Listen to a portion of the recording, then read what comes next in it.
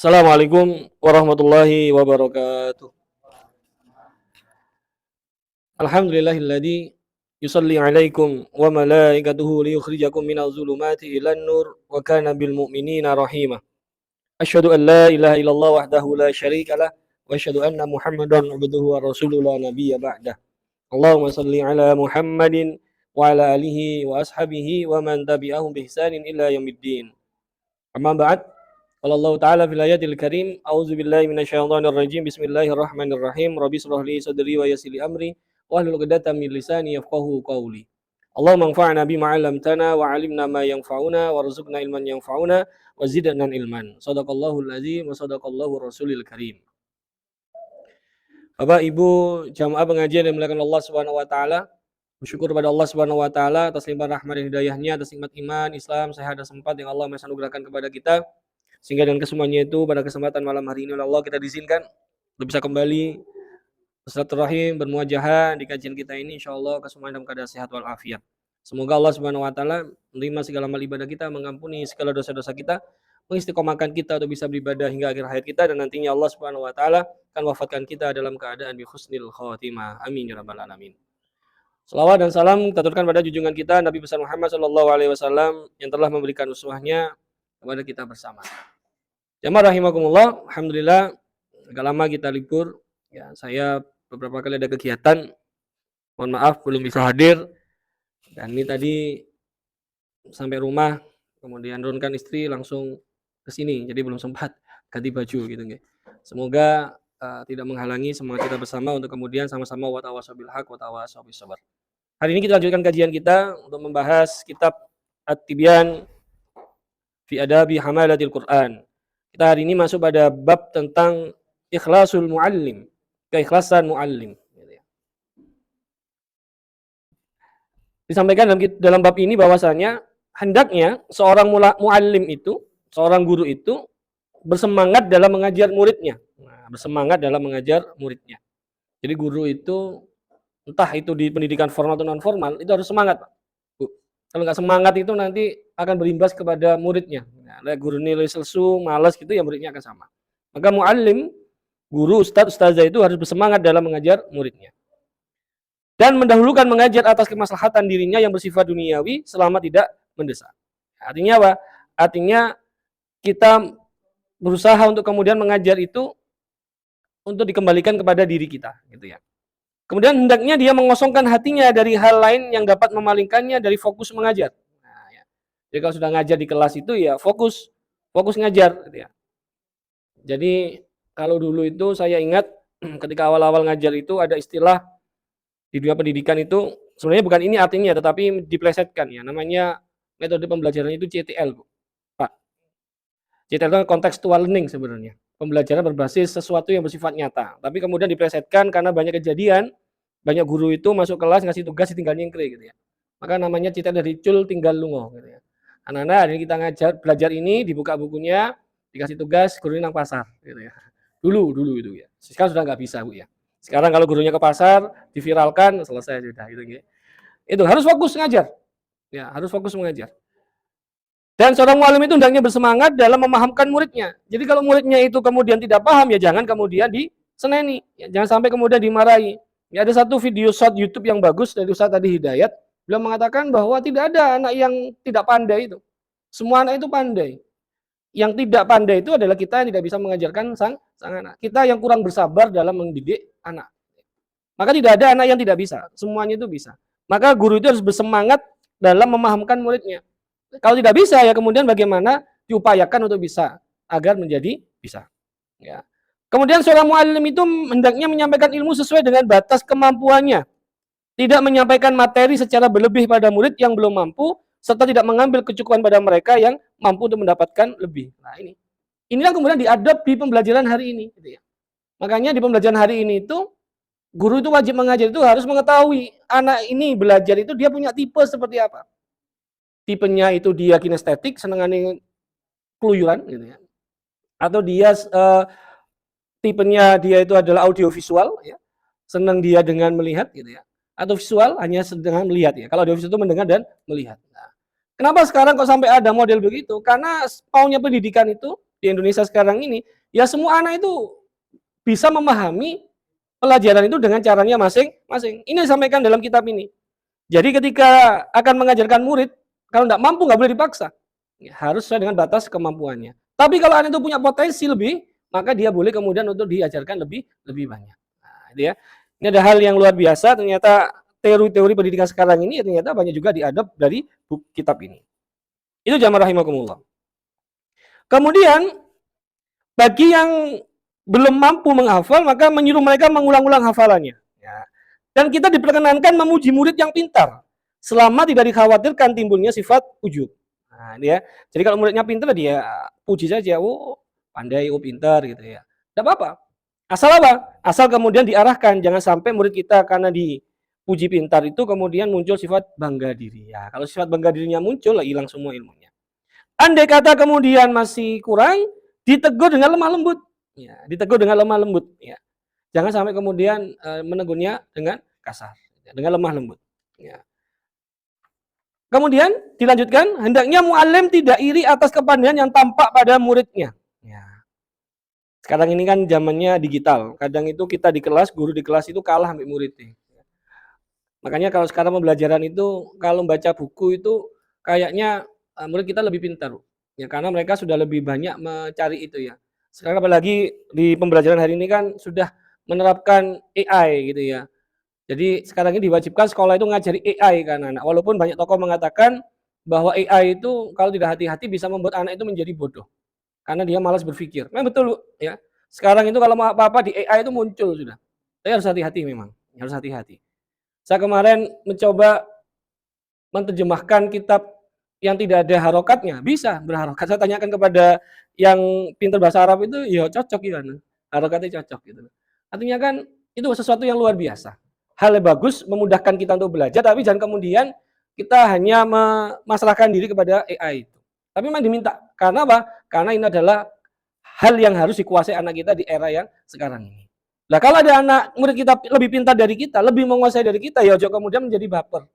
Ya, kemudian menjadi guru itu patah semangat dan lain sebagainya ya. Kemudian tidak pula kemudian ketika murid itu memiliki kelebihan daripada sang guru, tidak menganggap dirinya istimewa ya.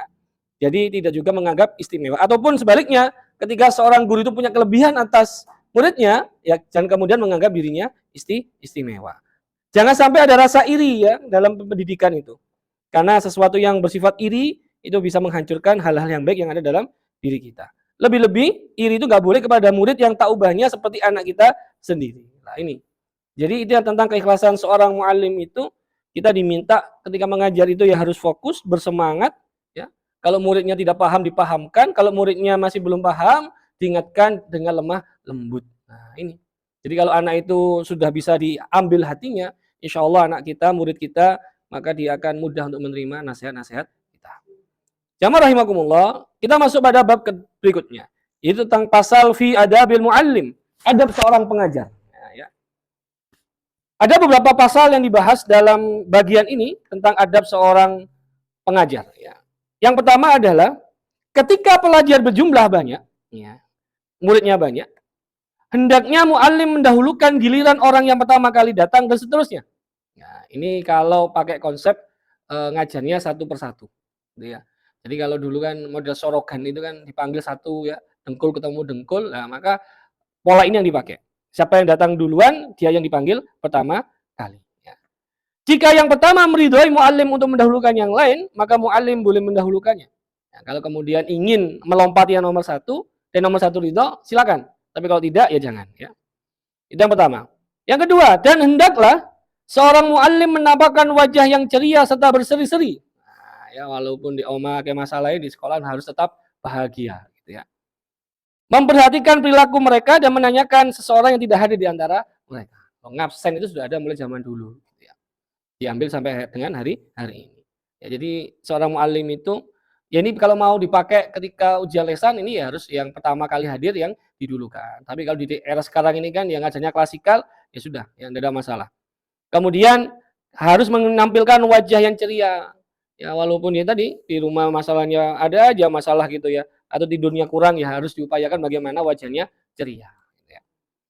Kemudian memperhatikan perilaku mereka. Ya, memperhatikan perilaku itu berarti mengobservasi bagaimana perkembangan perilaku anak. Jangan sampai kemudian cuek dengan kondisi murid gitu ya.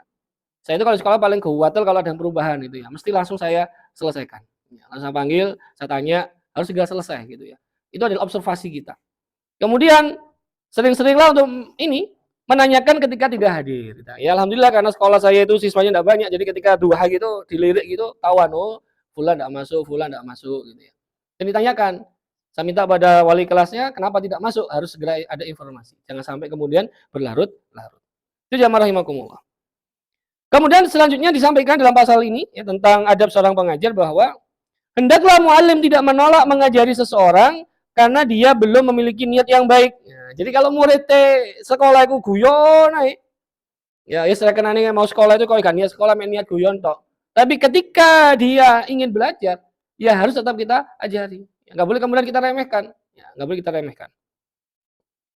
Sufyan As-Tsauri dan ulama yang lain berkata, pekerjaan mereka mencari ilmu itu merupakan niat. Ya, jadi mau datang ke sekolah itu sudah niat. Ya. Walaupun di sekolah main guyon turu gitu ya. Itu niat sudah. Ya.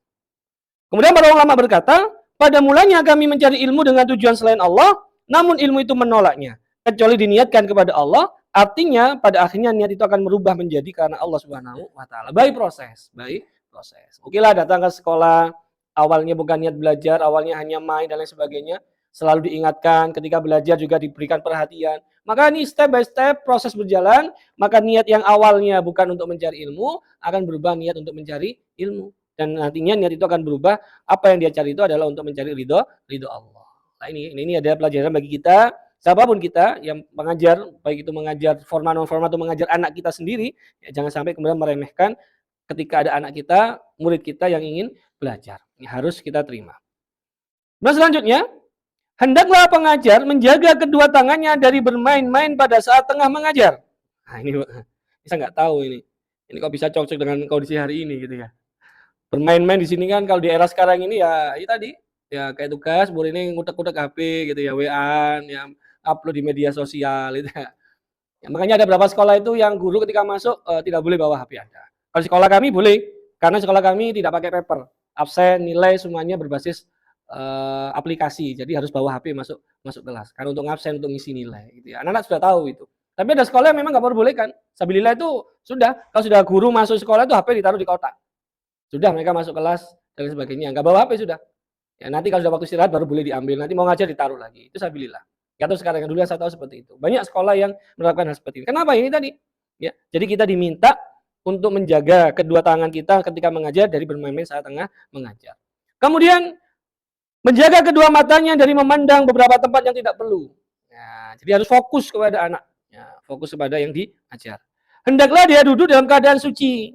Ya, suci itu berarti ya memang disarankan oleh Rasulullah ya. Bagaimana kita senantiasa untuk menjaga wudhu kita. Ya, menjaga wudhu kita. Mau ngajar berwudhu dulu, insya Allah akan tenang, wajahnya bersinar gitu ya. Kemudian duduknya dengan tenang. Ya kalau memang pas ini boleh menghadap ke arah kiblat ya, serta mengenakan pakaian yang berwarna putih bersih. Nah, ini kondisional. Kalau memang sekolahnya pas kiblat alhamdulillah, tapi kalau tidak bisa diarahkan ke kiblat ya tidak perlu kita paksakan. Ya, yang pasti apa? Yang pasti kita berusaha untuk tetap ya sesuai dengan ini. Pakaian putih bersih ya nggak harus selalu putih. Yang penting apa? Pakaiannya bersih. Ketika ngajar itu pakaiannya wangi ya. Ketika anak itu mendekat ya anak itu senang gitu ya. Gurunya wangi. Gitu kan? Jamaah rahimakumullah. Kemudian dilanjutkan ketika sampai pada tempatnya mengajar, hendaklah dia mengerjakan sholat 2 rakaat sebelum dia duduk. Nah, ketika dia mengajar di dalam masjid ataupun yang lainnya. Nah, ini disarankan memang ya. Kalau kita sudah sampai sekolah, ada waktu insya Allah pagi itu bisa kita lakukan mungkin duha. Ya, mohon maaf kalau kami pribadi memang kami bagi duhanya sebagian di rumah, sebagian di sekolah. Jadi enak gitu. Kenapa? Karena ketika kita duha di sekolah itu Pak Bu, anak-anak lihat, kita nggak usah nyuruh. Mereka sudah tahu ternyata guru saya juga melakukan. Nah ini yang perlu kita tanamkan ke anak-anak, gitu ya. Sholat duha dulu ya. Apabila dia mengajar dalam masjid, maka hendaklah diawali dengan mengerjakan sholat tahiyatul masjid. Itu jamaah rahimakumullah. Kemudian ketika dia duduk di bawah, dia diperbolehkan duduk bersila ataupun dengan posisi duduk yang lainnya. Tidak ada masalah terkait masalah duduk. Kemudian dilanjutkan, termasuk adab yang benar-benar harus diperhatikan adalah hendaknya pengajar tidak merendahkan ilmu dengan mendatangi tempat murid yang akan belajar kepadanya. Ya, maknanya apa? Nah, merendahkan ilmu itu ya ketika guru itu datang, ya dia berusaha untuk menyampaikan ilmu itu dengan sebaik-baiknya. Ya. Dengan diniatkan sejak awal bahwa dia akan berbagi ilmu dengan sebaik-baiknya. Tidak ada ilmu yang dia simpan atau dia sembunyikan. Ya. Kemudian berikutnya dijelaskan, hendaklah tempat mengajar muallim itu berukuran luas agar dapat menampung murid-murid yang belajar di sana. Ya memang kalau ukuran kelas itu kalau ikut pemerintah ada ukurannya. Kenapa harus luas? Ya karena memang ketika tempat itu luas, sesuai dengan kondisi siswa, enak untuk belajar. Mohon maaf, seperti yang terjadi di Jawa Barat ketika KDM yang memperbolehkan SMA sampai 50, wah, padahal ruangannya itu maksimal hanya untuk 32 orang, bisa dibayangkan. 32 diisi 50 anak. Ya banyak testimoni anak-anak itu panasnya luar biasa, nggak bisa bergerak. Kalau lihat di videonya itu duduknya, masya Allah, dempet-dempetan, gak karu-karuan. Akhirnya ketika kondisi yang seperti itu, suasana belajar menjadi tidak nyaman. Anak menjadi tidak enak untuk belajar. Ya, tapi kalau tempatnya luas, anak itu bisa bergerak. Nah, tadi 3 tipe anak belajar itu bisa kita dapatkan. Ya kadang ada anak itu yang memang belajarnya dengan tidur, ada Pak Bu. Ya, tidur itu bukan tidur merem, dia ambil rebahan itu ada. Ya, saya punya murid begitu ada. Dengan rebahan itu dia bisa lebih menangkap pelajaran daripada disuruh duduk. Ya. Ada juga murid itu ketika melihat saja dia sudah tahu. Ada lagi yang melihat dengan mendengarkan. Itu model-model belajar, gaya belajar anak kita. Ya, maka tempat itu menjadi hal yang penting, gitu ya, untuk diperhatikan. Itu adalah beberapa adab pengajar. Ya, sekali lagi bahwa ada pengajar itu ya selalu mendahulukan yang datang pertama. Kemudian hendaklah punya wajah yang ceria berseri-seri, ya, senantiasa memperhatikan perilaku murid-muridnya, ya. Kemudian menanyakan kalau ada yang tidak hadir. Kemudian kalau ada muridnya datang ke sekolah atau datang ke TPQ, isine mek guyon tok, tidak langsung dimarahi, ya, tetapi diingatkan insya Allah by proses dia akan bisa serius dalam belajar. Itu jamaah rahimakumullah.